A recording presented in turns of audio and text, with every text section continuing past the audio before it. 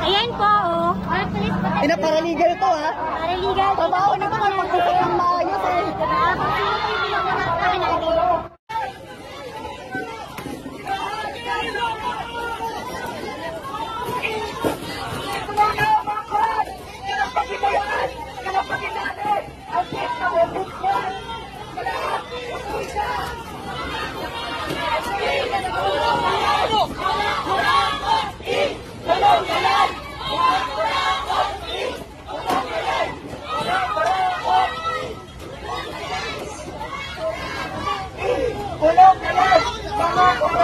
Ang pagkilala, pasasalamat sa kapwa magsasaka, manggagawang bukid, peasant women, agricultural workers, mula sa gitnang Luzon, Timog Katagalugan, sa isla ng Negros, anim na araw nagsampuhan sa harap ng Department of Agrarian Reform, Dialogo, protesta sa iba't ibang ahensya upang ipanawagan lupa para sa mga magsasaka, hindi sa kanilang may lupa, lupa para sa mga nagbubungkal, hindi sa mga dayuhan.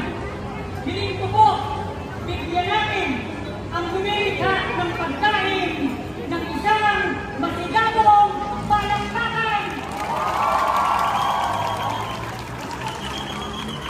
Mga kababayan, napakahalaga po ang pagpilos kanina ng masa ng pawis at pinagpugang sektor ng ating lipunan. Naalala po ang ipinalabas natin sa Padlock Communication.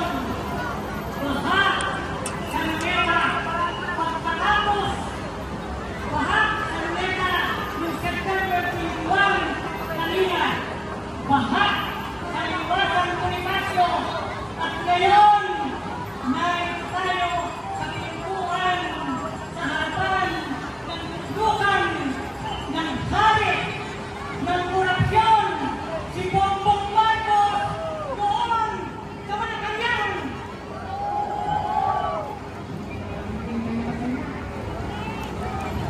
Palagay ko, kaya hindi kayo masaya dahil kulang kung may hari ng korupsyon at pandarambong, merong reyna ng magnanakaw, mandarambong, walang iba kundi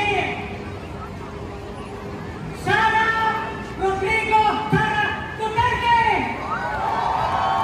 Mga kasama ng kababayan, lalo pa sa nakatira sa uban, sa araw na ito, 53 taon ng PG-27 ni Marcos Sr.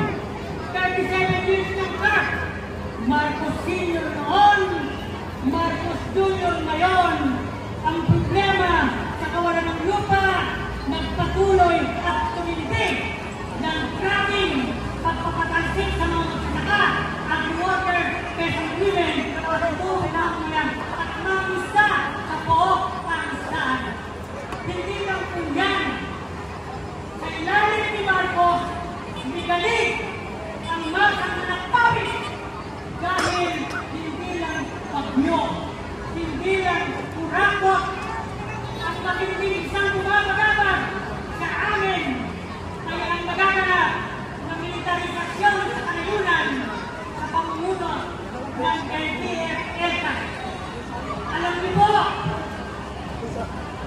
kasama ako sa ISM, International Military Commission sa Mindoro, 30 hektarya, 8 henerasyon ang mga katutubong mangyagpiraya. 2024 Mayo, pinakasi ang pagkain mga kabayan dito.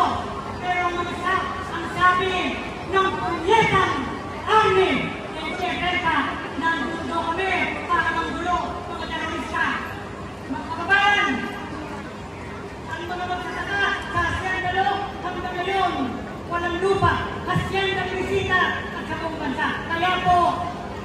panghuli, binabati ko ang kapwa magsasaka, magtutugig mula sa mga nakaraang panahon, tuloy ang kanilang laban hanggang ngayon nandun sila, hindi sa heart, hindi sa batas, kundi iba't ibang forma ng paglaban. Kaya niyo po bago ako nagtapos, para kung may nakikinig na intel na hindi naman intelligent, alam nyo, ang mga kababayan kung narito ngayon, ang hawak nakar, screamer, pero dahil sa ginagawa ninyo, ipinutungkot ninyo na ang magsasaka, ang mamamayan, hindi nakar, hindi screamer, ang hawakan, kundi ang hawakan ay armas.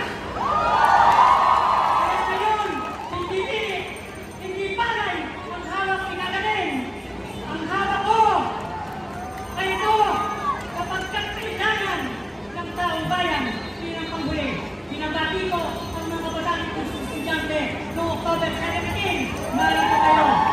Ang mga kabataan, hindi lang ang leader ng kinabukasan.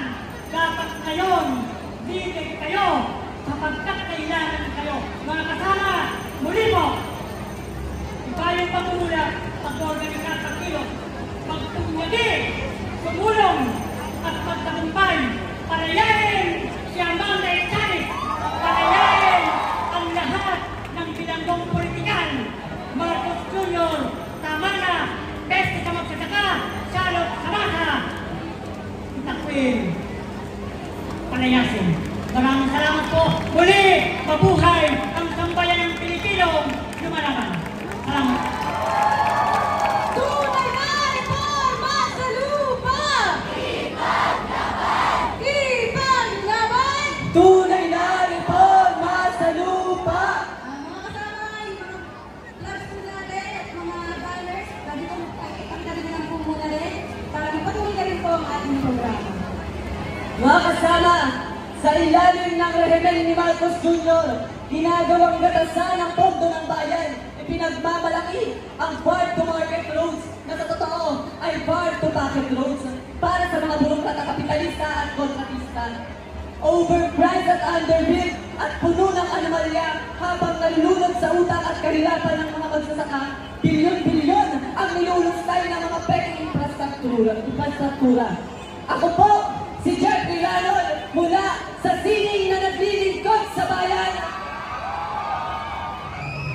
Habang nanunood ang problema sa lupa ng mga magbubukid, pilit na bumubustulan ng mga magsasaka, si Marcos Jr. Totoo na to? Malinaw na hindi! Isang minuto na